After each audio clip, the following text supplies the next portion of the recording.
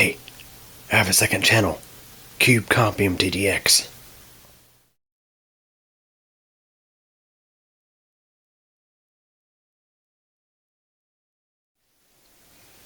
Hey everybody, it's safe to say that a good pair of needle-nose pliers is a must-have when you're working on PCs or working on pretty much whatever. Well, for many years I used a cheap pair of needle-nose pliers that I refer to on the channel as the famous needle-nose pliers because, well, they were featured so often in the channel in various videos of me working on computers and just also various videos of me tearing stuff apart. So yeah, this little black pair of needle-nose pliers right here, the famous needle-nose pliers, they're making a return, and I'll talk about that in just a moment.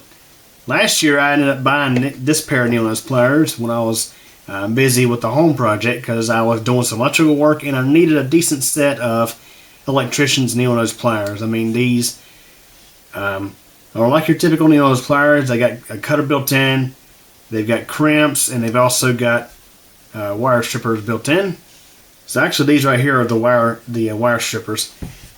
But yeah, so last year during the home project, of course, I had to pack up and move back in with my parents, and at some point lost track of these needle-nose pliers. So, I mean, it was to the point where I literally thought I'd lost the dang things. But sure enough, when my mom was cleaning up their house for Thanksgiving, she came across these things, and I happened to walk over there and I saw these pliers. I was like, I think those were the pliers. I think I've been looking for them pliers. And my mom was like, yeah, I thought they were yours. And it's like, yeah, the famous needle-nose pliers.